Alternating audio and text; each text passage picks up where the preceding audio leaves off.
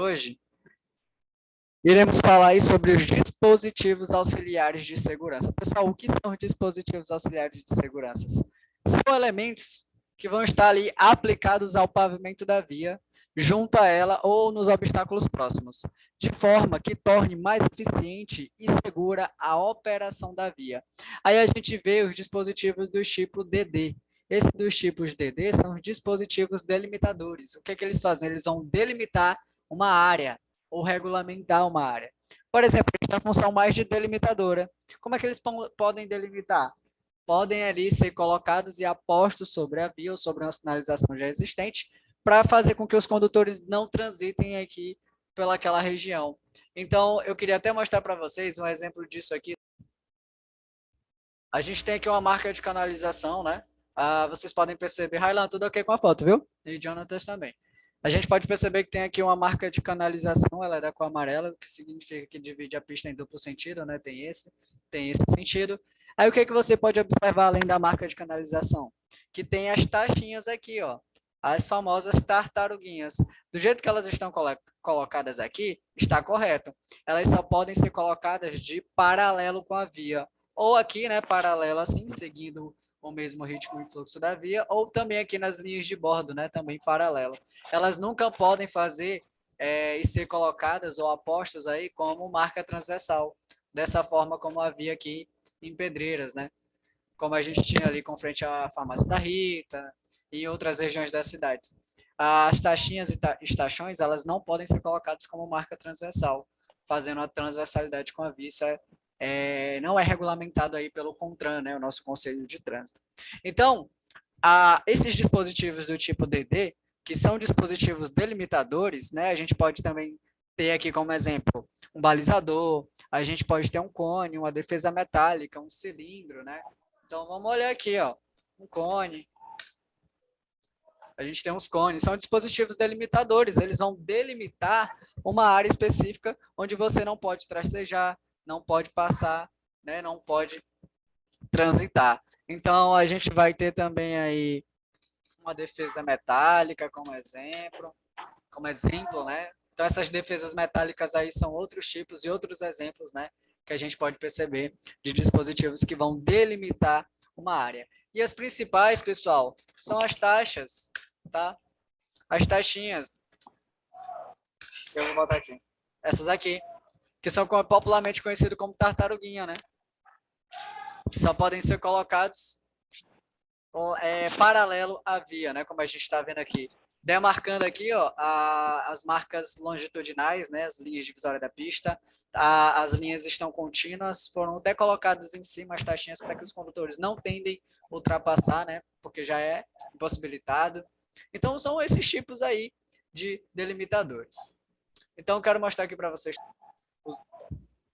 Só relembrando que a sinalização se classifica em 6.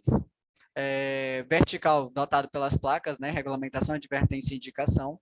A horizontal são marcações e inscrições no piso. E agora a gente está falando dos dispositivos auxiliares, tá?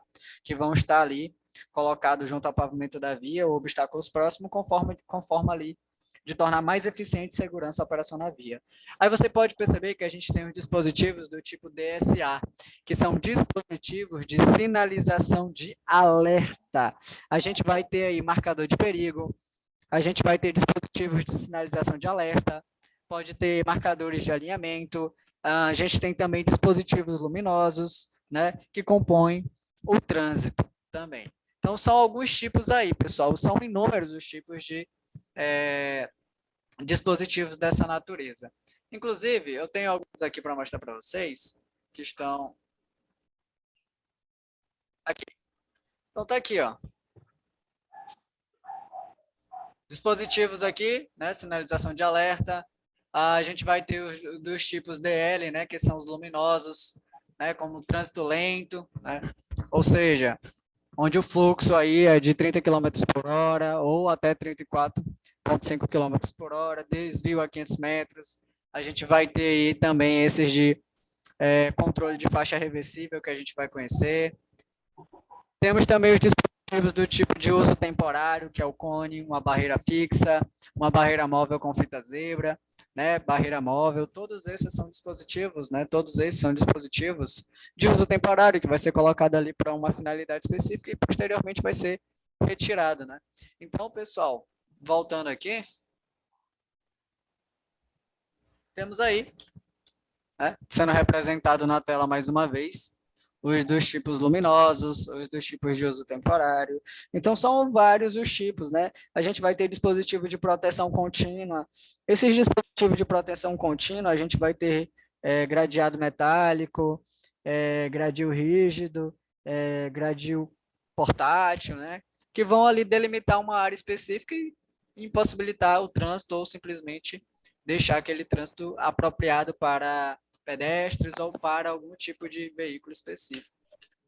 Bom, a gente pode perceber que até dentro da sinalização vertical existem dispositivos auxiliares de segurança. A gente pode perceber aqui, ó, que estamos aí à noite, né? À noite, em muitos locais, há situações onde é desprovida de iluminação pública e, por conta dessa falta de iluminação, pode ser muito difícil para o condutor visualizar as placas, as informações, né, que a sinalização está ali regulamentando, está lhe mostrando o jeito e a maneira correta com o qual você tem que trafegar.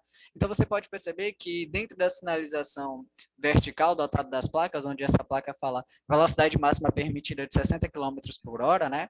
E ela é de regulamentação, significa que é obrigatório obedecer. Caso não, você vai estar cometendo infração de natureza gravíssima, né? Dependendo da situação. Pode ser gravíssima a questão da velocidade média ou grave. Enfim, você pode perceber que quando o farol do carro incide sobre a placa, né, vai incidir diretamente sobre a placa, ela vai ter uma película retroreflectiva, onde ela vai refletir o farol ou a luminosidade que está sobrepondo a ela, fazendo com que ela tenha essa característica de encandecer, né? Ela tem essa característica de iluminar, de clarear, né?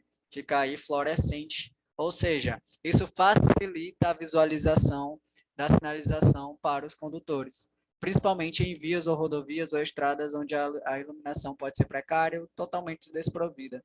Então, dentro da própria sinalização, existem os elementos aí, ou seja, os dispositivos que são auxiliares para complementar, para tornar ainda mais eficiente e mais segura a operação da via. Então, esse é um exemplo também de dispositivos auxiliares aí de segurança, como existe vários outros, né?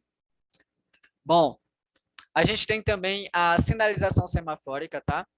A sinalização semafórica, ela pode ser de duas maneiras. Ela pode ser de advertência ou de regulamentação.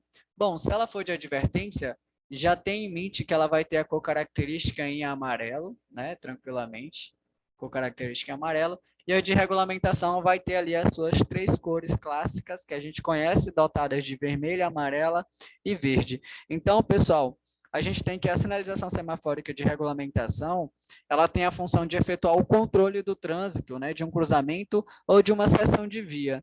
Ela vai fazer isso através das indicações luminosas, onde ela alterna ali o direito de passagem, né, dos vários fluxos de veículo para ciclistas, pedestres, entre outros, né? Então, a gente sabe aí que a vermelha significa obrigatoriedade de parar, a verde indica permissão de prosseguir na marcha, né, podendo o condutor continuar o seu percurso, e a amarela significa que você já tem que reduzir a marcha e efetuar a parada do veículo. Quando o sinal está amarelo e você sobrepõe o veículo, passa, né, no sinal amarelo, é infração também, pessoal, porque o amarelo já está ali te advertindo que o sinal vermelho está chegando. Então, essa advertência significa que você já tem que reduzir, já imobilizar o veículo, esperar e aguardar o sinal vermelho e parar, né, e aguardar o sinal verde novamente. Se o transpor o sinal vermelho, como a gente sabe, é infração de natureza gravíssima. Então, não podemos transpor.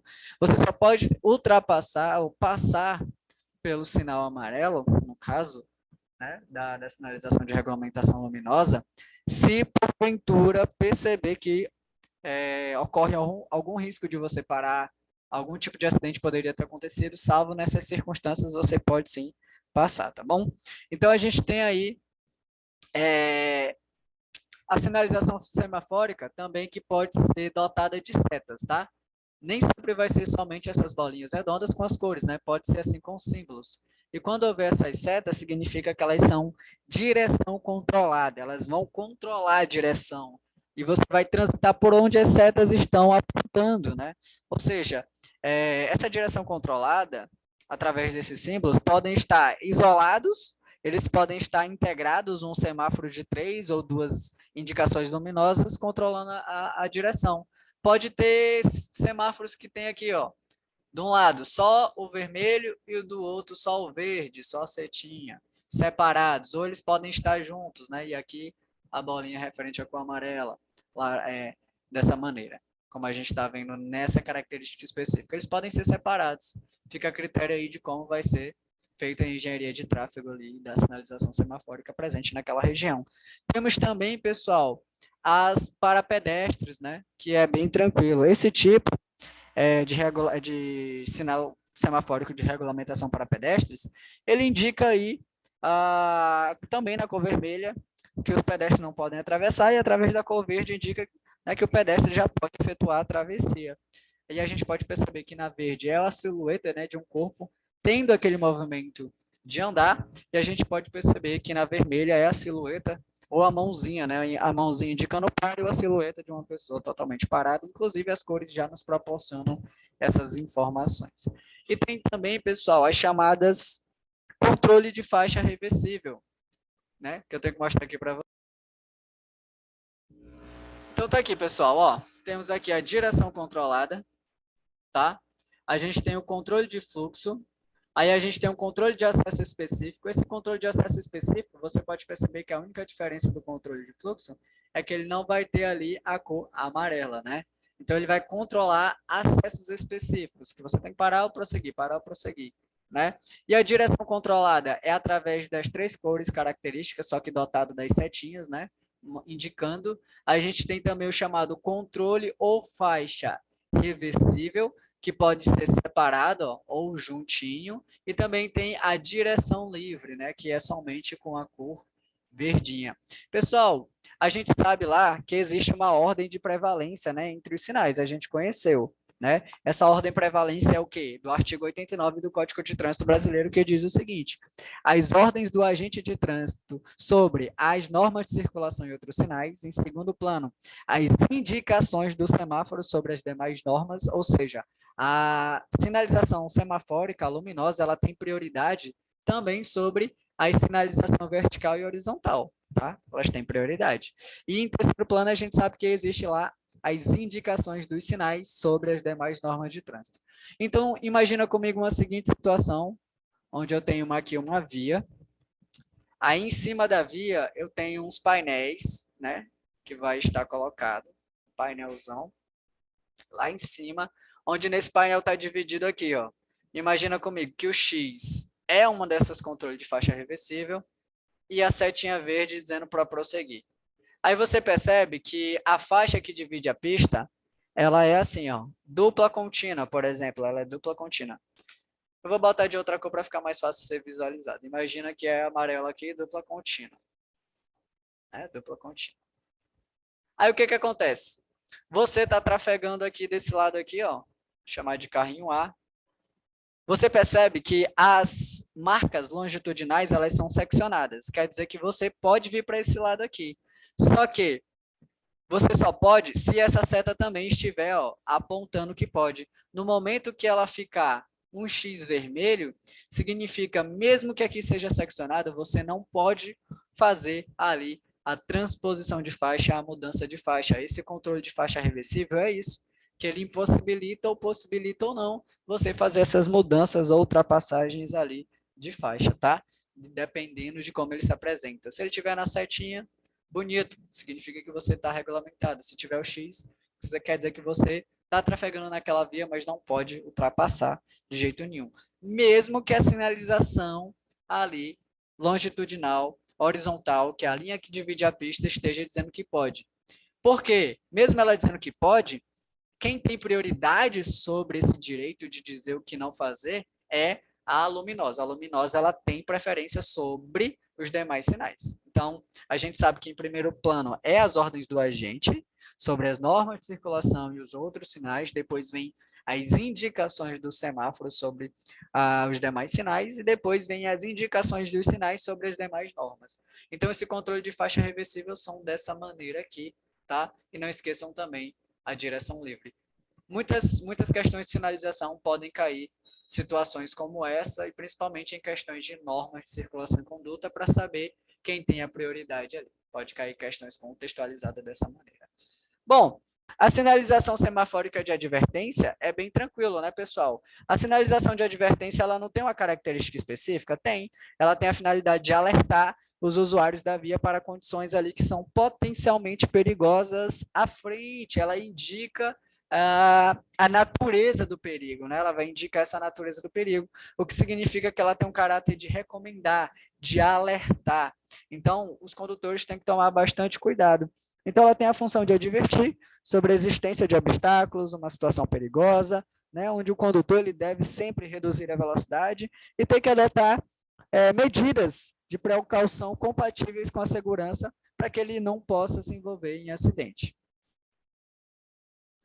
É que ela fica piscando intermitentemente aí nessa cor amarela, né? Então, que a gente percebe ali que ela vai estar te orientando, te alertando sobre coisas que estão adiante, né? Situações adiante. Temos aí agora a sinalização sonora, né? Pessoal, a sinalização sonora é dotada dos chamados sílvios, né? Que são exclusivamente adotados pelos agentes de trânsito, né? Os agentes que são credenciados pela autoridade para exercer essa finalidade aí, pessoal, de fiscalizar e operar o trânsito ali, mediante a jurisdição da autoridade, né? Onde ele vai indicar, orientar o direito de passagem, né? Para veículos ou para pedestres, onde ele sobrepondo-se ou completando a sinalização que já existe naquela região, né? No local, ou numa norma que possa estar também sendo estabelecida pelo Código de Trânsito Brasileiro.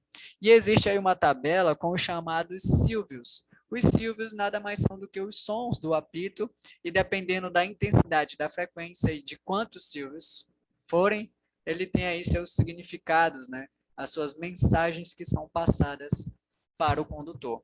Somente o agente de trânsito pode, né, dotar dos sílvios. É emitidos exclusivamente só pelo agente de trânsito. Bom, então a gente percebe aí que a gente tem aí os sinais de apito, o seu significado e o seu emprego. Diz aí, ó, um sílvio breve significa siga. Então, quando o agente de trânsito dá aquele apito breve, né, só um pi, significa que você pode seguir. Está liberado o trânsito em direção e sentido que o agente está lhe indicando. Dois sílvios breves, ele vai apitar o apito dois sílvios ali brevemente, significa pare, indica parada obrigatória. Um sílvio longo, diminua a marcha, né, quando for necessário fazer ali a diminuição da marcha do veículo. Então, ele vai dar um apito bem longo, mais longo que o normal, e você, corretamente, terá que diminuir a marcha, diminuir a velocidade, ou até mesmo, se for necessário, parar, e ele vai te indicar essas informações. Existe um macete que ele é considerado um pouco, como é que eu posso dizer, antiquado, mas que pode ajudar vocês no dia de provas a lembrar disso aqui tranquilamente. Por exemplo, a gente monta ali, rapidamente, mentalmente, ali um jogo da velha aqui, ó, onde eu vou ter 3 colunas, né, em 3 linhas, né, tem a coluna 1, coluna 2, coluna 3, linha 1, linha 2 e linha 3, né? Beleza. Aí o que é que eu posso perceber aqui? Eu posso perceber aqui, ó, que na primeira coluna eu vou colocar os seguintes números: 1, 2, 1. 1, 2, 1, tá? Esse 1, 2, 1 fica fácil de memorizar, né? 1, 2, 1, 1, 2, 1. E a gente vai já entender por que eu estou colocando isso aí. Aí, aqui na segunda coluna, vocês podem lembrar aí de um programa de TV chamado Big Brother, né? Aí você bota B, B, e no final, em vez de botar um segundo B, você vai trocar por L, né? Então é BBL aí, pode ajudar a lembrar. Ou seja, aqui, ó, um sílvio breve, breve. E o que significa o sílvio breve? Como significa? Siga. E aqui eu vou colocar na terceira coluna SPD. SPD. Professor, 1, 2, 1, dá para memorizar? BBL também dá para memorizar. E o SPD, como é que eu vou colocar ele aí na minha memória e relacionar ele a alguma coisa importante? Bom, se você, porventura, reprovar Na prova de legislação, na prova teórica, no exame teórico técnico, você infelizmente terá que pagar uma taxa de R$ 70 para poder ser reagendado. Então, se você reprova, o que que você vai fazer? Só pagar de novo para fazer. Só pagar de novo. Mas a gente não quer isso, né? Então vamos lembrar aí do máximo de dicas possível para lembrar e acertar o máximo de questões. Então 121, BBL, SPD, reprovei, infelizmente, só pagar de novo, SPD. Então Silvio breve significa siga. 2 Silvios breve significa pare. 1 Silvio longo, L de longo, significa diminua a marcha quando for necessária a diminuição. Lembrando que os sinais sonoros somente devem ser utilizados em conjunto com os gestos do agente de trânsito. Como assim? A gente vai já conhecer o gestual do agente. Então, os Silvios são feitos exclusivamente com os sinais gestuais do agente de trânsito, que, claro, é feito exclusivamente somente pelos agentes de trânsito. Então, só para ficar memorizado, daí, ó. 1 Silvio breve, siga. 2 Silvios breve, pare. 1 Silvio longo, diminua a marcha. E a gente não vai errar essas questões de forma alguma. Agora a gente vai falar dos gestos do agente da autoridade de trânsito, né? Pessoal, os gestos são movimentos convencionais com o braço, né? Que também são dotados exclusivamente pelos agentes ali da autoridade de trânsito, que são feitos ali nas vias, onde o objetivo vai ser orientar, vai ser indicar o seu direito de passagem, o direito de passagem dos veículos, né, dos pedestres, ou emitir ordens específicas, onde ele sobrepõe-se ou completa outra sinalização ou norma que está presente, ou está constante, ou está contida no Código de Trânsito Brasileiro. É muito importante aí a gente saber e reconhecer o que esses sinais significam. A gente tem aqui na tela alguns exemplos, né? A gente tem aqui o primeiro sinal, que significa ordem de parada para todos os veículos. O braço, você pode perceber que o braço está levantado verticalmente com a palma da mão voltada para frente. É como você manda alguém parar. Palma voltada para frente, ei, para aí, meu querido. Então, para parar, ordem de parada obrigatória para todos os veículos para o qual o agente está se dirigindo. Aí você observa aqui, ó, na imagem 2, ele está com o braço, né, estendido também na horizontal, com a palma da mão também voltada para frente. O significado é ordem de parada para os veículos que transitam em sentido transversal ao braço, ou seja, aqueles veículos que vêm em sentido transversal ao braço, né, fazendo transversalidade, tem que parar em sentido transversal aos braços. Aí a gente tem aqui, ó, o 3, que, claro, é a mesma coisa que o 2, só que é com o braço para um lado, com o braço para o outro lado, né, dependendo de qual ele deseja usar. Então, significa aí o braço também estendido horizontalmente, com a palma da mão também voltada para frente, do lado do trânsito que ele vai se destinar à ordem, né? Ou seja, a ordem de parada para os veículos que estão transitando em um sentido transversal ao braço. Aí a gente tem aqui, ó, tranquilamente, na quarta imagem, no quarto exemplo, que tem ali a ordem de diminuição de velocidade. O que a gente pode perceber? Que o braço está estendido também na horizontal, a palma da mão voltada para baixo, ele vai fazer um movimento cima a baixo com a mão, cima e baixo. Significa a ordem de diminuir a marcha. E a gente sabe que um Silvio longo é ordem de diminuir a marcha, né? Então, quando ele está fazendo esse gesto de diminuir a marcha, ele vai dar um Silvio longo, ele vai dar pi e fazer em conjunto o gesto com o braço. Tá? Tem que ser feito pelo agente, claro que um agente treinado, ele sabe, ele fará essas atitudes aí corretamente. A gente tem aí, na quinta imagem, no quinto exemplo, né, ele está com a lanterninha, a gente sabe que os agentes podem atuar à noite também, em locais ali onde a iluminação pode ser precária, ou a visibilidade do próprio agente pode ser difícil, né? Então, o que vai acontecer? Ele vai estar com o braço estendido horizontalmente, agitando uma luz vermelha para um determinado veículo, para o veículo que ele apontar. E qual é o significado disso? É ordem de parada para os veículos aos quais a luz é dirigida. Então, tem que parar. 2 Silvio breve não significa pare. Então, à noite, se ele tiver com a lanterna, jogou a lanterna na tua cara ali, ele vai dar 2 Silvios breve também. Pip, pip, e vai jogar a luz, indicando que você tem que parar. Pode ser para uma fiscalização, enfim. para alguma atitude.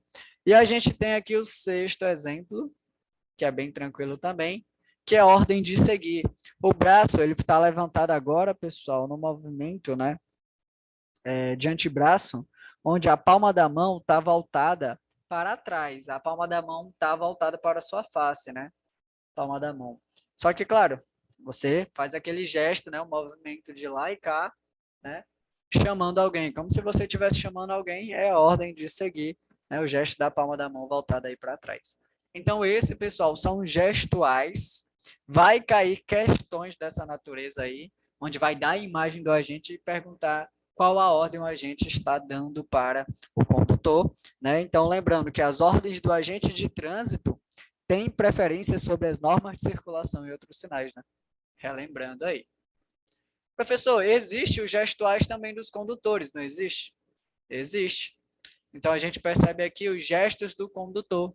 Por exemplo, o braço, que são os movimentos convencionais com o braço também, né? Que, nesse caso, dotados exclusivamente pelos condutores, onde ele vai orientar ou indicar as manobras ou mudança de direção, redução da velocidade ou parada, né? Dependendo qual seja a sua intenção. Dobrar à esquerda, dobrar, virar ou conversão é a mesma coisa, tá? A questão pode vir com dobrar, virar ou conversão. O termo mais bonito, correto aí de trânsito é a conversão. Então, se ele quiser fazer uma conversão ou dobrar à esquerda, o braço colocado na horizontal do jeito que está. Dobrar à direita, o braço fica aí na posição perpendicular, né? Fazendo um ângulozinho de 90 graus, ó, significa que ele quer dobrar, virar ou fazer a conversão à direita. Com o braço, fazendo o movimento com a palma da mão voltada para baixo, o movimento cima, baixo, significa que ele quer diminuir a marcha ou simplesmente parar o veículo. Então, esses são os gestuais aí do condutor, que podem cair também e perguntar qual seja o significado ou o que o condutor pretende com essa sinalização gestual. Então, é isso, pessoal. A gente chegou ao fim. Pronto. Então, bem-vindos mais uma vez. Agora a gente vai para infrações e penalidades. É um assunto muito legal, um assunto muito interessante, tá? E muito fácil aí de se trabalhar também. Geralmente, as pessoas ficam com receio dos assuntos de infrações, porque as questões mais difíceis, de certa forma, está relacionado a esse conteúdo especificamente, tá? Mas a gente vai perceber que as informações são bem tranquilas, são bem...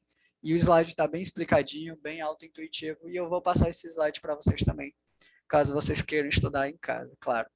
Bom, primeiramente a gente precisa entender o que é infração de trânsito. E o que vai ser infração de trânsito? Bom, está aqui na tela, né? Conceitos e definições. A infração de trânsito é toda inobservância de qualquer preceito desse código ou da legislação complementar.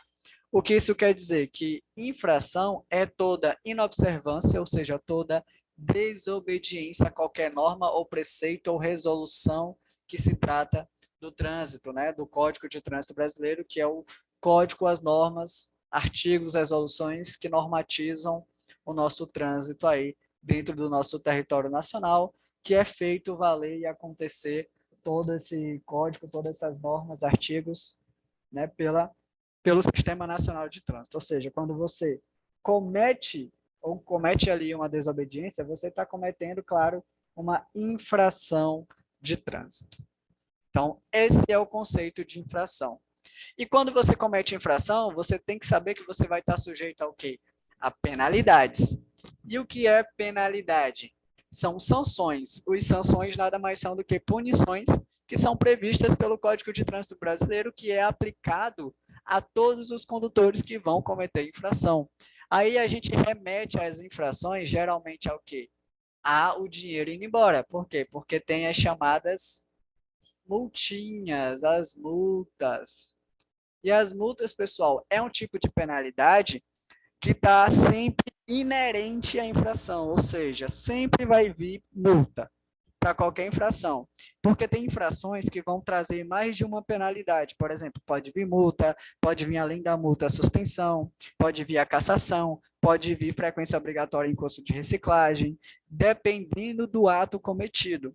Mas uma coisa é certa, cometeu infração, sempre vai ter multa. Pode não cair as outras penalidades, mas a multa sempre vem. Por isso que a gente tem essa representação, né, do dinheiro indo embora, porque a gente sabe que, de certa forma, as multas elas são bem salgadinhas, né? Até a leve se torna salgadinha um pouco, que é no valor de 88,38, a gente vai ver isso no decorrer da aula. Então, uma coisa importante é que, além das penalidades, vai existir o que a gente chama de medidas administrativas, ou seja, toda infração ela é passível de uma penalização, com multa, por exemplo, né?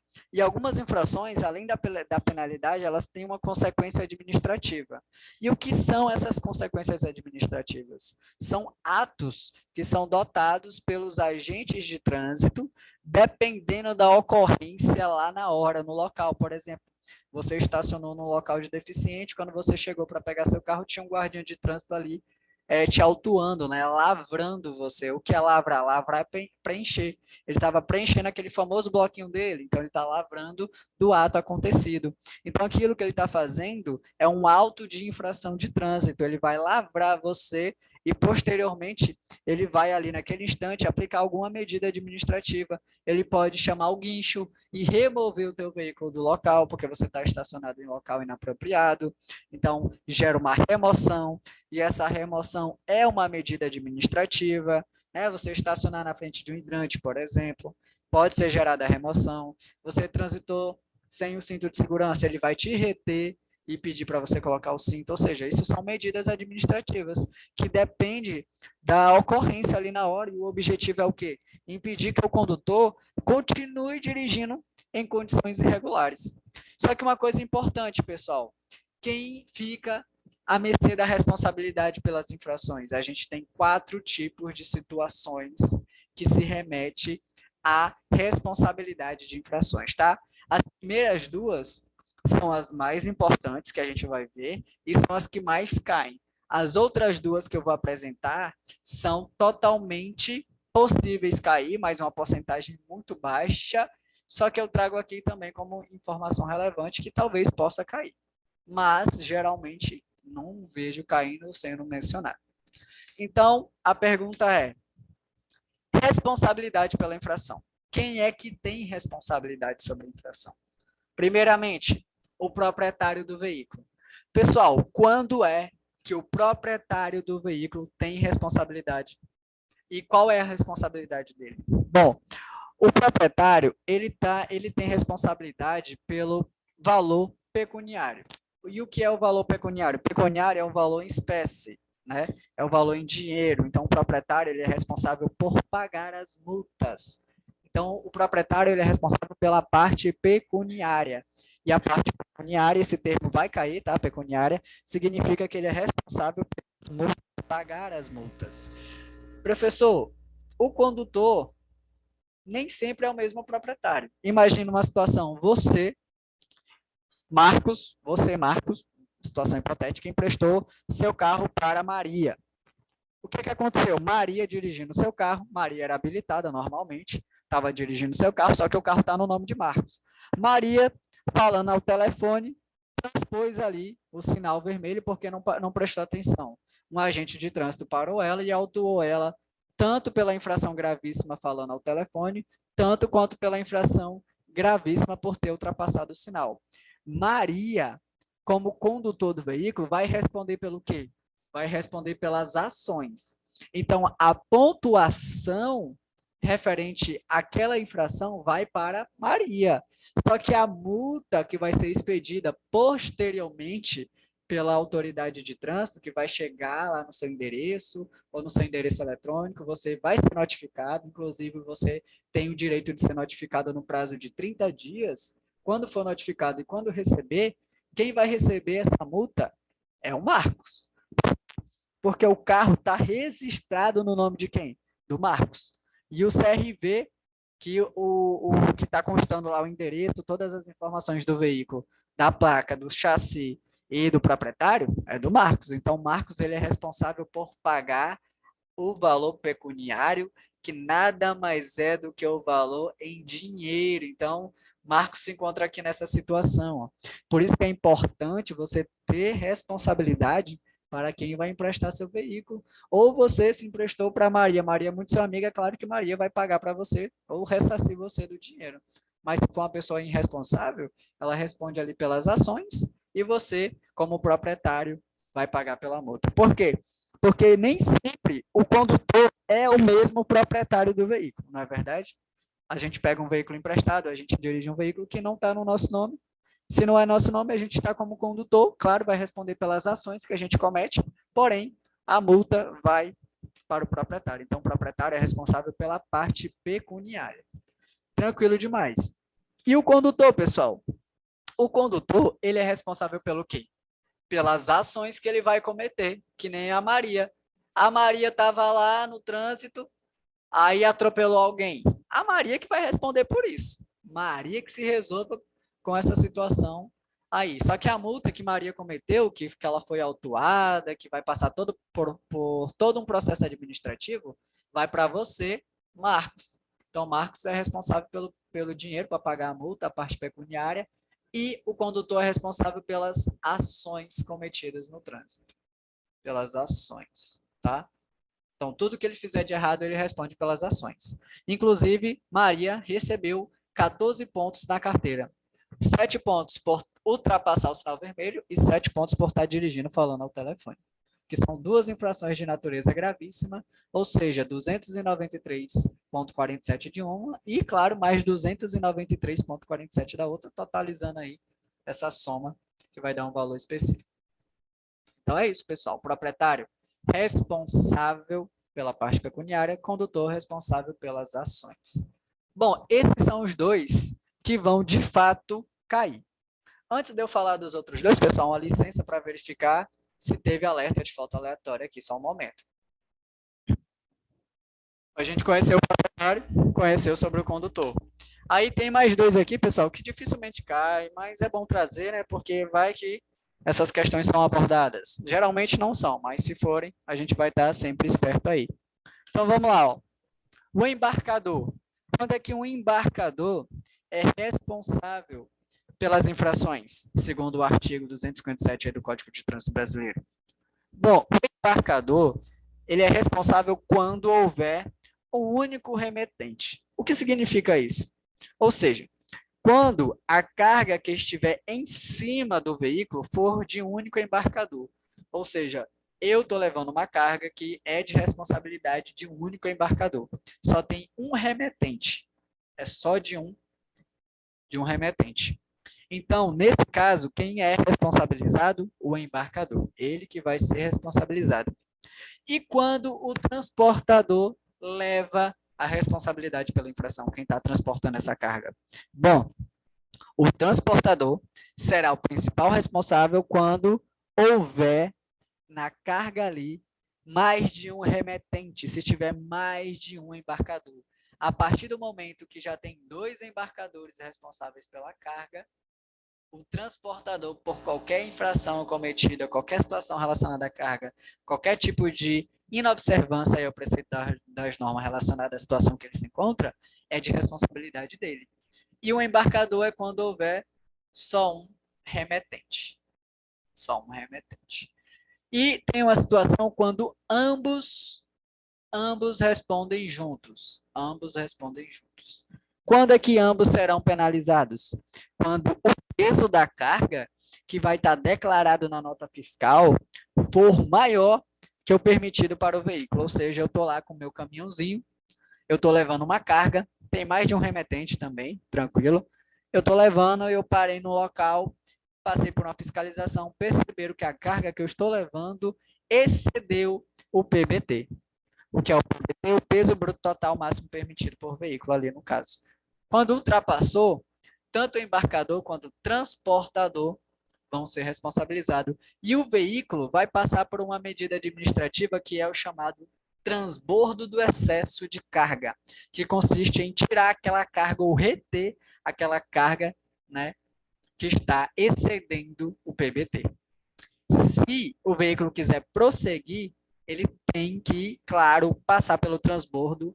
É necessário realizar o transbordo para que o veículo possa seguir. Senão, o veículo vai ficar recolhido ou removido no depósito ali credenciado pela autoridade, ficará lá e o proprietário, embarcador, quem seja lá que vai resolver o problema, vai pagar a remoção, vai pagar a estadia, vai passar por vários perrengues para poder sair com o veículo novamente. Então, tá aí, pessoal. Essas são as situações que remetem à responsabilidade. Proprietário, paga as multas. Condutor, responsável pelo que ele vai cometer no trânsito, pelas ações.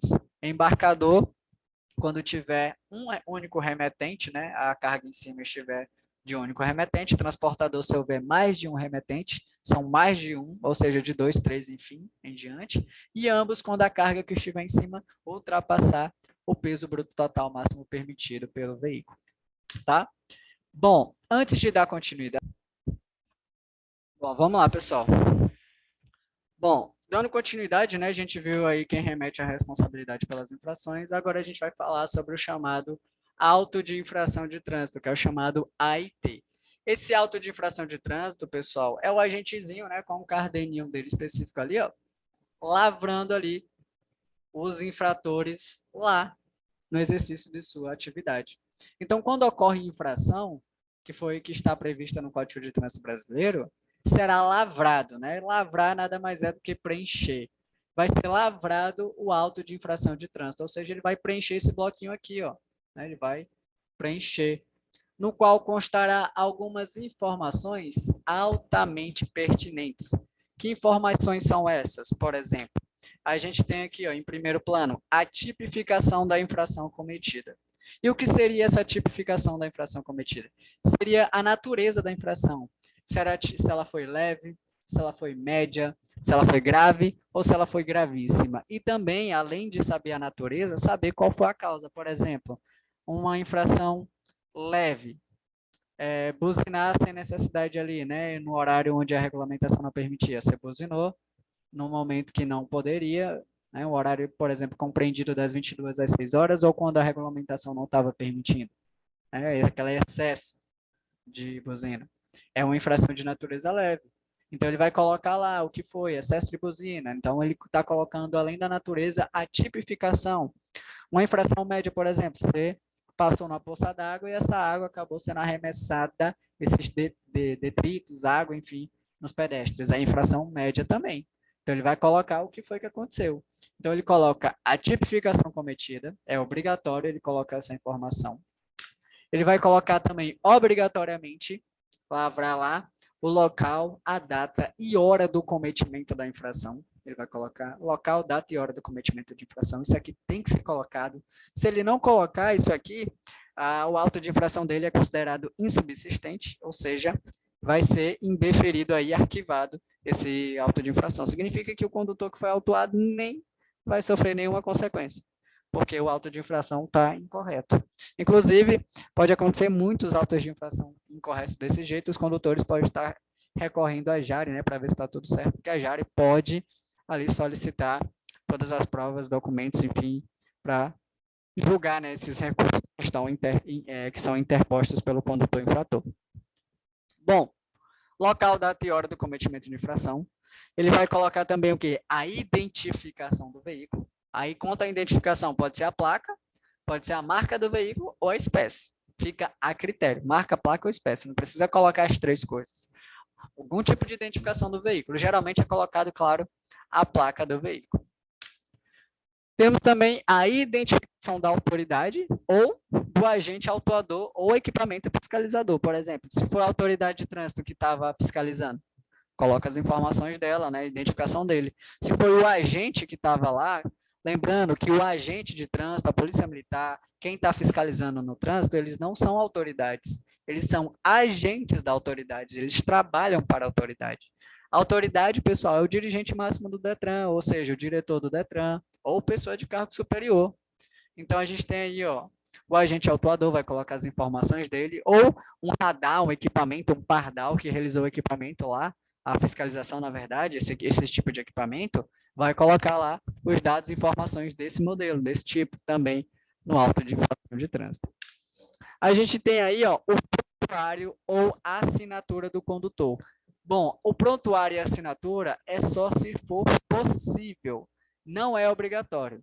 Tipificação, local, data e hora, identificação do veículo, identificação da autoridade, do agente ou do equipamento, é obrigatório constar no auto de infração de trânsito no momento que o agente está lavrando a situação ocorrida. Já o prontuário ou a assinatura do condutor não é obrigatório, é dispensável. É só se for possível. Por exemplo, ele tinha um sistema informatizado, ele pegou ali a habilitação do condutor, pegou ali o RENASH, consultou e anotou lá o número do prontuário, algumas informações do prontuário. Beleza, tranquilo, ele colocou porque ele tinha acesso. Mas se ele não tiver acesso a um sistema informatizado, por exemplo, ele não tem acesso à internet, a um equipamento que possa realizar esse tipo de fiscalização, pesquisa ali, obter essas informações. Não tem como, né? Então não se torna obrigatório. E a assinatura do condutor? Muitos condutores, quando estão sendo autuados, estão com raivas, não vão querer assinar, ou muitas vezes não estão presentes, né? Por exemplo, um cara estacionou no local inapropriado, saiu, deixou o carro lá, o agente de trânsito não tem a obrigação de esperar o cara para assinar o documento, não. Ele vai, faz a autuaçãozinha dele, coloca lá o papelzinho, notifica ele, e depois ele vai sofrer os devidos encargos aí, né, desse processo administrativo da infração. Então, se cair numa prova dizendo que o prontuário ou assinatura do condutor é obrigatório, está errado, né? É falso. É só se for possível aí essa informação. Então, vamos dar continuidade. Autoridade de trânsito. Professor, quem é essa chamada autoridade? Está aí na tela, caso caiam para a gente. É o dirigente máximo de órgão ou entidade executivo de trânsito, componente do Sistema Nacional de Trânsito, diretor do Departamento de Trânsito, Departamento Estadual, Departamento de Trânsito, que é o DETRAN, é o diretor do DETRAN, dirigente máximo aí desse órgão. E quem é o agente da autoridade? Quem é que vai fiscalizar? Bom, o agente da autoridade, ele pode ser uma pessoa, ele pode ser civil, ele pode ser policial militar, onde essas pessoas, civil, policial militar, enfim, lembrando que o policial militar é através de convênio firmado, né, como a gente já viu, ele é credenciada pela autoridade de trânsito para o exercício das atividades de fiscalização, operação, policiamento ostensivo ou patrulhamento, que significa que ele foi credenciado, ele foi autorizado, ele tem ali jurisdição para exercer as finalidades de patrulhamento, de policiamento e fiscalização mediante, né, delegação da autoridade, né, que é o dirigente máximo do DETRAN. Então, ele é credenciado e sim, ele pode atuar como agente fiscalizador, né? Tranquilo. Quem é competente para fiscalizar? Quem é que pode fiscalizar? São competentes para lavrar o auto de infração de trânsito, preencher ou fiscalizar o trânsito ali mediante a autoridade, dentro do âmbito da sua jurisdição? Um servidor civil, que pode ser estatuário ou seletista, né? Bom, o estatuário aí pode ser colocado lá, pode ser chamado, enfim, pode ser, sei lá, quem a autoridade de trânsito quiser dizer, vem aqui, faz um curso, e vai, sei lá, um seletista, né? Alguém que prestou um seletivo também, passou, recebeu o treinamento e vai atuar. Então, pode ser um servidor civil, ele pode ser estatuário ou seletista. Ou pode ser o policial militar.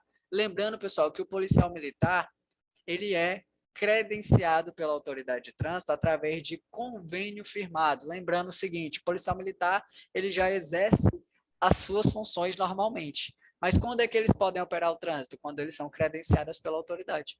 Por exemplo, a autoridade precisa de pessoas para fiscalizar e está com déficit de pessoas, né? Está com um pouco contingente. O que ele vai lá? Ele vai lá na Polícia Militar, faz um acordo com a Polícia Militar, firma lá o seu convênio e a Polícia Militar passa a exercer essas finalidades aí de fiscalização, patrulhamento ostensivo, né? E entre outras finalidades também, como lavrar o auto de infração de trânsito. Lembrando que a Polícia Militar, através de convênio firmado. Bom, pessoal, o arquivo, que é o auto de infração de trânsito, esse A e T, o auto de infração de trânsito, ele pode ser arquivado, tá? Então, quando é que um auto de infração de trânsito ele é arquivado? Ele poderá ser arquivado se o seu registro julgado for julgado insubsistente, tá? Ou seja, quando ele for indeferido, negado, ele está indevidamente, né, incorreto. Ele está incorreto de alguma maneira. E quando é que ele é julgado insubsistente? Quando das seguintes situações: inconsistente ou irregular, o que significa? Lá o agente de trânsito pode ter esquecido de colocar a data, a hora do local, pode ter esquecido de colocar as informações sobre ele, a tipificação da infração cometida, pode ter esquecido lá a identificação do veículo, enfim, estava irregular. Se estava irregular, automaticamente esse auto de infração é arquivado. Nada será submetido a quem? Ao condutor infrator. Logicamente, né? Porque foi arquivado. Outra situação que leva o arquivamento do auto de infração de trânsito vai ser isso aqui, se a notificação não for expedida em no máximo 30 dias. O que isso significa? Que você, como condutor, tem o direito de ser notificado no prazo de 30 dias sobre a infração. Você tem, por quê? Para você se preparar ou para solicitar também a chamada defesa prévia ou recorrer caso você considere de alguma maneira lesiva esse auto de infração, essa notificação de infração que você recebeu. Então, você tem que ter o prazo de, no máximo, 30 dias. Então, por isso que o proprietário é quem recebe a multa. Por quê? Porque a multa, essa notificação vai para o endereço do proprietário, vai para o e-mail, enfim. O DETRAN, o Departamento de Trânsito, é quem vai tomar as devidas providências para avisar o responsável pela infração. Então, o prazo é de 30 dias. Ele vai dar um jeito de avisar, de notificar você. Aí, se você mudou de município, domicílio e endereço, e você vai lá e diz que não recebeu, o problema é seu, o Detran não quer saber, e lá eles podem ainda te dar uma infração média por conta que você não avisou o Detran dessa mudança, para que seja expedido o novo CRV, por exemplo, Certificado de Registro do Veículo, né? Porque você tem que ser notificado. O Detran fez sua parte, você não fez a sua, consequentemente, você vai receber a chamada multa de balcão, que é a multa lá na hora, tá? Então, se a notificação não foi expedida para você no prazo de 30 dias, você não recebeu e você estava todo bonitinho na sua situação, o arquivamento vai ser aí, claro, jogado na gavetinha, vai ser arquivado o auto de infração de trânsito. Bom, e esse processo administrativo, como é que funciona? Desde o momento da infração até, de fato, a aplicação das penalidades. Bom, eu vou explicar isso aqui, mas antes um momentinho. Bom, como é que funciona, pessoal? Ó, funciona assim. Você comete infração. E o que é infração? Infração é toda inobservância ao preceito da legislação. Você cometeu algum ato lesivo aí às normas do CTB, infração. Quando acontece a infração, o que vai acontecer? Você vai ser autuado. O agente de trânsito, a polícia militar, quem está ali fiscalizando, vai aplicar o auto de infração de trânsito, ou seja, vai lavrar você sobre as infrações cometidas. Ou seja, o condutor é flagrado pelo agente fiscalizador, cometendo uma infração de trânsito, ele vai fazer o quê? Preencher o AIT. E ele vai encaminhar esse auto de infração para a autoridade de trânsito.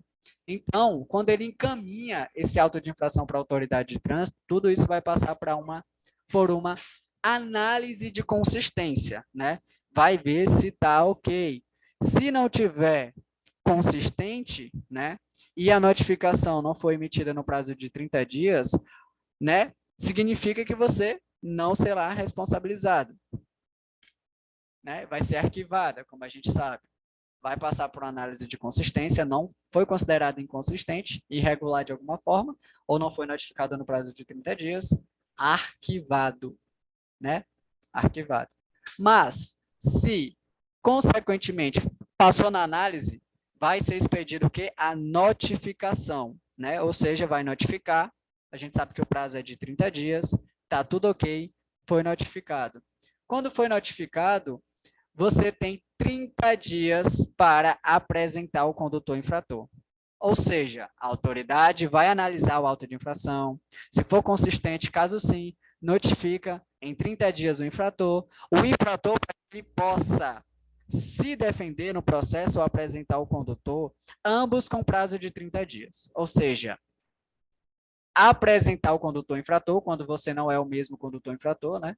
Você tem 30 dias para apresentá-lo, e fazer a defesa prévia também 30 dias. Esse é o prazo que você tem, 30 dias. Fique atento aos prazos, tá? 30 dias. Aí o que acontece? Se você ganha na defesa prévia, o que acontece? Vai ser arquivado, o processo é arquivado, né? Porque você ganhou, tinha algum erro, arquivaram. Mas se foi indeferido, você não ganhou defesa prévia, foi indeferido é negado, né? O processo vai continuar. Se o processo continua, o que vai acontecer? Vai ser notificado o quê? A penalidade, pessoal. Ou seja, Quando você simplesmente não ganha na defesa prévia, você, claro, será penalizado. Então, o infrator, ele tem 30 dias depois da notificação da penalidade para recorrer à JARE também. E a JARE é o quê? A Junta Administrativa de Recurso de Infração. Você tem 30 dias também para estar recorrendo à JARE. Lembrando que a JARE, né, julga lá os recursos que são interpostos pelos condutores infratores. Você vai lá, tem 30 dias para recorrer, e a JARE vai brigar aí em primeira instância, né? Nunca esquecendo que é em primeira instância, tá? Primeira instância. Então, a JARE é que vai fazer essa briga aí, e você tem 30 dias. Bom, se a JARE ganha, e você ganha, consequentemente, o processo ele vai ser arquivado. Né? Então, se você não vai ser responsabilizado pela notificação, não vai receber pontuações e nem vai ser multado ou os outros encargos ali das sanções, ou seja, punições previstas pela autoridade de trânsito. Enfim, foi arquivado. Mas foi indeferida, né? Foi negada, porque está passando por um processo, vai analisar várias informações e você perdeu, foi indeferido, foi negado. O que, que vai acontecer? Vai continuar o processo. Bom, aí você quer brigar ainda. Você vai brigar em recurso de segunda instância. É através da junta especial do CENTRAN, né, que é o Conselho Estadual de Trânsito, que é um dos órgãos normativos também, que atua ali na capital de cada estado. Né? Cada estado tem a sua própria CENTRAN, que vai atuar ali mediante a sua jurisdição, fazer, né, fazer e realizar e cumprir a legislação ali dentro da sua jurisdição. E o condutor que quiser brigar ainda em segunda instância é através do CENTRAN. Aí ele briga, né? Brigou no CENTRAN, o CENTRAN ganha, arquivado o processo. Você perde, foi indeferido, a aplicação das penalidades. Então, as penalidades serão aplicadas, né? Quando o recurso é indeferido, o processo é finalizado com o pagamento da multa e o cumprimento das outras penalidades que são aplicadas. Uma atenção importante que a gente tem que ter é que todos os prazos do processo administrativo são de quê? 30 dias. Todos os prazos são de 30 dias, exceto para a aplicação da penalidade, onde o órgão que vai aplicar a penalidade, né, o órgão de trânsito que vai aplicar, ele tem de 180 dias ou 360 dias, né, se apresentada a defesa. Então, o órgão de trânsito, ele tem de 180 dias ou um ano para, né, ser apresentada a defesa. Fica ali, né, essa questão para o órgão. Tá bom? Então, os prazos do processo administrativo é de 30 dias, exceto para aplicação de penalidade. Ele pode aplicar daqui a 6 meses, pode demorar um ano, mas ele pode aplicar. Fica a critério do órgão aí aplicador, né? Esse prazo. Claro que geralmente ele não vai aplicar depois desse tempo todo, mas ele tem esse prazo para fazer isso. Porque ele não está trabalhando só com o teu processo administrativo. O órgão está trabalhando com vários processos administrativos. É o território nacional inteiro. Então, são várias inúmeras pessoas aí, viu? Então, por isso que demora um pouco, por isso que ele tem esse tempo aí favorável aí, para atuar dessa maneira. Então, tá aí, pessoal. Agora eu vou fazer uma pergunta. Ficou retomando aqui, gravando novamente. Uma Então, pergunta, professor. Só uma pergunta. Com quem faz a defesa prévia? A defesa prévia? A defesa prévia pode ser feita lá mesmo no órgão, por exemplo, do DETRAN. Você está lá, você pode solicitar a defesa prévia lá mesmo. Você vai solicitar a defesa prévia e eles vão, claro, você vai passar por um processozinho. Aí vão analisar, se for indeferido o teu processo, dependendo da ocorrência. Aí, se você quer continuar brigando, porque você acha ou considera que realmente houve um ato lesivo contra você, houve alguma situação equivocada, que você quer se defender, você vai na JARE. Aí você tem que procurar a JARE. Entendi, obrigado. Na hora. Bom, a gente tem agora aqui, pessoal, basicamente as penalidades e as chamadas medidas administrativas, tá? As penalidades eu sei que vocês já conhecem algumas, as medidas administrativas também vamos conhecer, tá? Bom, penalidades são as sanções impostas aos condutores, né?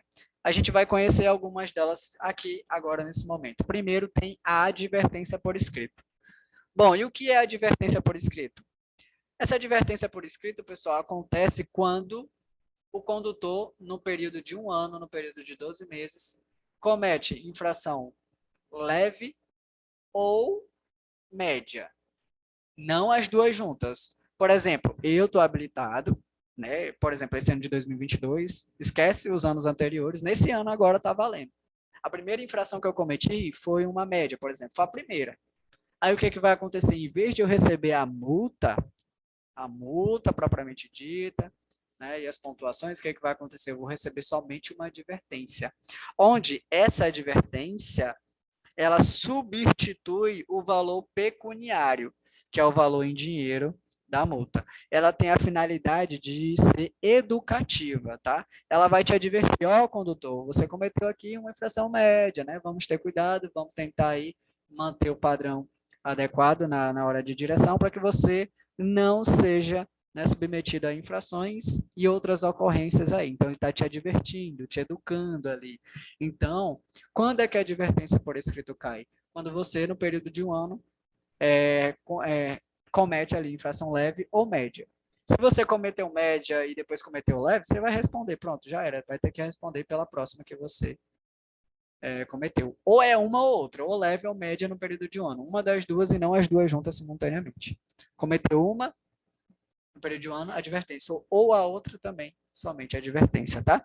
Então, ela é imposta, né, sobre infração de natureza leve ou média, né, passível de ser punida com multa, né, caso o infrator não tenha cometido nenhuma outra infração nos últimos 12 meses. Então, se você cometeu outra, é multa mesmo. Então, o CONTRAN, pessoal, ali, né, ele aplica a advertência por escrito para que não implique no registro de pontuações no prontuário do infrator e nem gere a multa, né, como penalidade. Então, a advertência por escrito trabalha essa questão.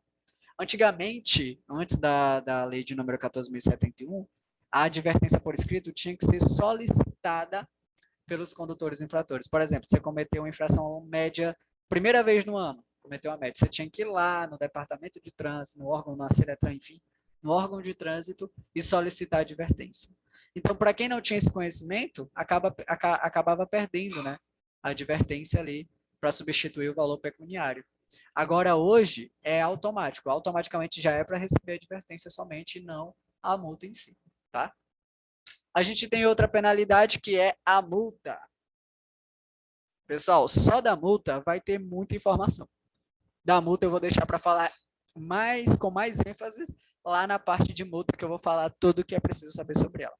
Mas o que eu vou falar brevemente dela aqui, que ela é uma penalidade de cunho pecuniário, ou seja, uma penalidade de cunho em espécie em dinheiro, que é aplicada pela autoridade de trânsito com competência sobre o local onde está acontecendo as infrações ou, né, o infrator de trânsito cometeu a infração, certo? Então, a multa é a penalidade de cunho pecuniário de valor em espécie em dinheiro. Tranquilo. Existe também a suspensão do direito de dirigir. Pessoal, a suspensão ela pode ocorrer de duas maneiras, que são as maneiras seguintes, tá?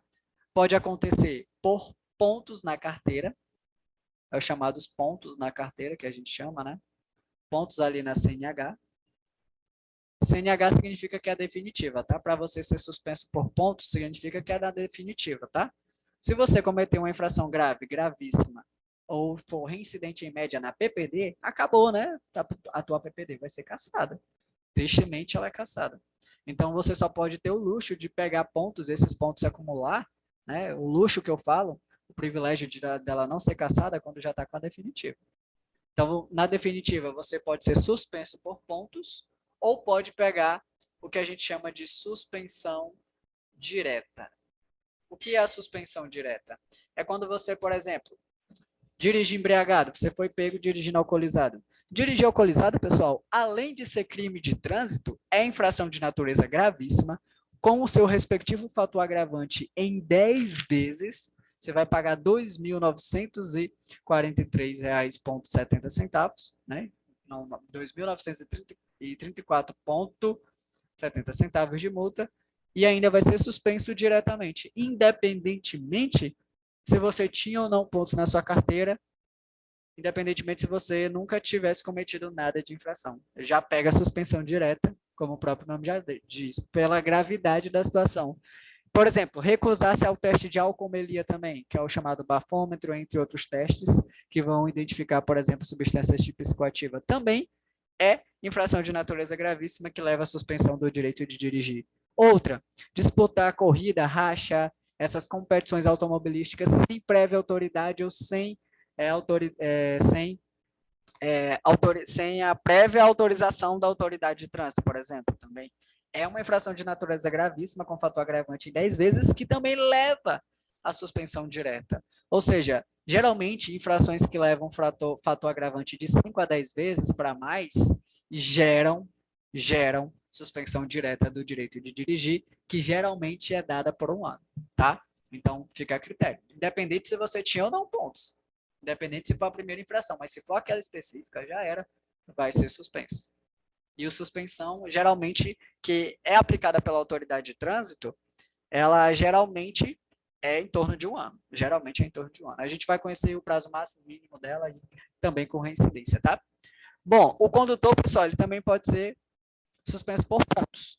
Ele pode ser suspenso quando chega no limite de 40 pontos, de 30 ou 20. Cada um tem umas exigências e especificações. A gente vai conhecer mais para frente, tá? Para que você possa chegar até 40 pontos, por exemplo, não pode ter na soma de pontuações nenhuma infração gravíssima. Por quê? A gente sabe que a leve gera quanto? 3 pontos. A média gera 4 pontos. A grave gera 5 pontos. A gravíssima gera o quê? 7 pontos. Aí imagina que você no mesmo dia cometeu 2 médias. 2 médias, ó, 4 mais 4, já dá 8 pontos lá na tua habilitação. Aí cometeu uma grave, vai somando aí. E vai somando, pessoal, dá 13. Aí cometeu uma gravíssima, enfim, já vai para 20 pontos. E vai só somando, dependendo das infrações que você está cometendo. Tá? Elas são cumulativas. Então, dependendo da quantidade de pontos, você vai ser suspenso. Você pode chegar até o limite de 40 pontos, mas para isso você não pode, de forma alguma, ter nenhuma gravíssima, não pode ter nenhuma de 7 pontos. Quando você pode chegar a 30 pontos? Quando você tem o limite de 30, é quando você tem, no mínimo, pelo menos uma gravíssima lá na soma de pontuações. Quando você vai ser suspensa com 20 pontos? Quando você tem de 2 ou mais infrações de natureza gravíssima. Né? 2 ou mais. Já começa, o limite é 20 pontos. Você já vai ser suspenso por pontos. Tá? Então, é isso. A suspensão ela é aplicada sempre que o condutor atingir 20, 30 ou 40 pontos, tá? No período ali de 12 meses, certo? Que é aplicada pela autoridade de trânsito ou quando ele automaticamente for suspenso direto do direito de dirigir. Isso aqui a gente vai conhecer também tranquilamente mais para frente. Temos também o seguinte, cassação da PPD. Pessoal, quando é que a minha PPD pode ser cassada? Simples. A cassação, ela é basicamente uma penalidade que faz com que você, condutor, tenha que rasgar a tua habilitação. Não estou dizendo que você vai rasgar literalmente, mas metaforicamente você vai rasgar. Por quê? Porque ela já não tem mais validade. Você perdeu, ela foi cassada, você não é mais considerado um condutor habilitado. Então, a cassação da permissão da PPD, que difere da cassação da CNH, ela impõe ao infrator novos exames, ele vai ter que se reabilitar do zero novamente, tendo que reiniciar esse processo de habilitação para que ele possa voltar a dirigir. Pessoal, quando eu perco a PPD, quando é que eu posso me habilitar novamente? A qualquer tempo. Eu perdi minha PPD hoje, daqui a 2 dias eu tenho dinheiro, eu vou me habilitar? Eu posso. Já na cassação da PPD já é totalmente diferente. Da PPD não, desculpa, da CNH. É totalmente diferente. Para você perder a PPD é muito fácil. Basta você cometer uma infração grave, basta você cometer uma gravíssima ou ser reincidente. O que é reincidência é cometer o mesmo ato novamente, né?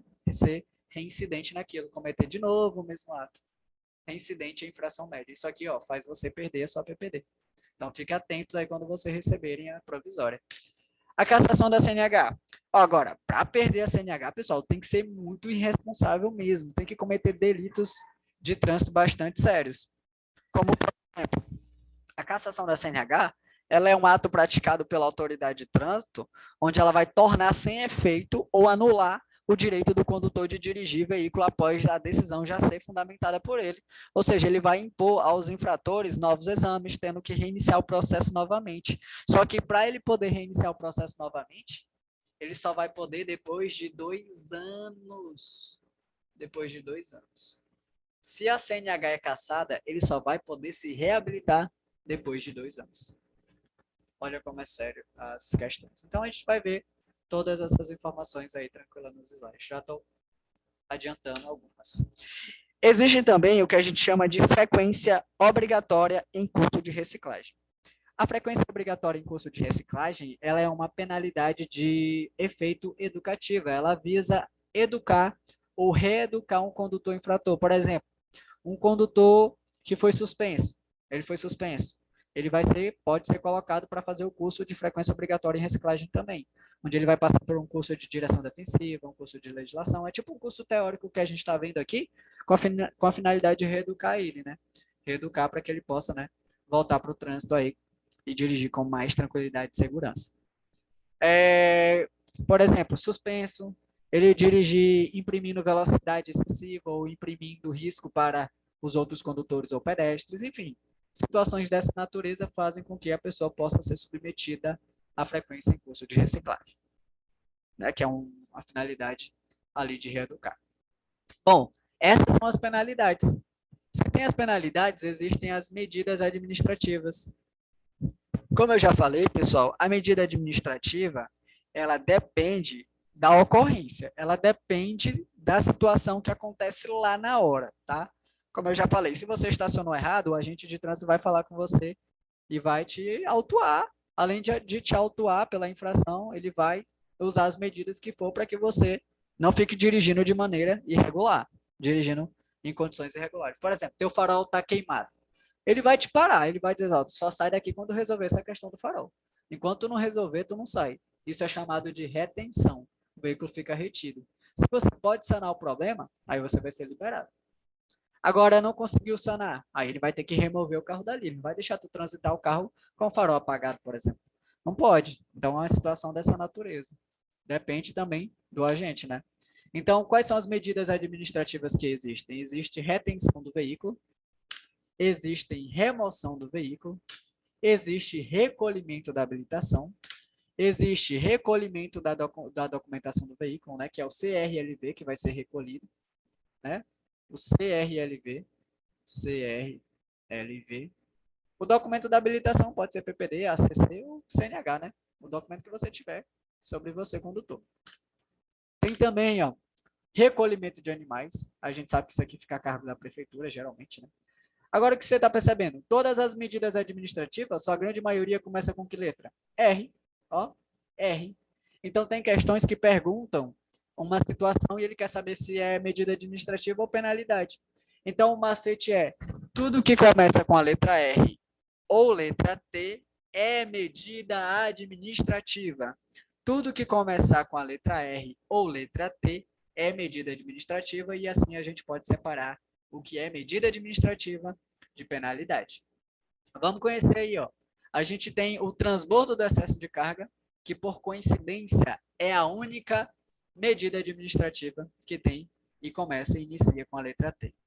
Temos também a chamada realização de teste de alcoolemia, tá? Realização de teste de alcoolemia. Então tá aí, pessoal. São todas essas aí as chamadas penalidades e medidas administrativas que os condutores têm que conhecer, tá? Então tá aqui a dica para não errar, né? Tudo que começar com as letras R ou T é medida administrativa, certo? Antes de eu dar prosseguimento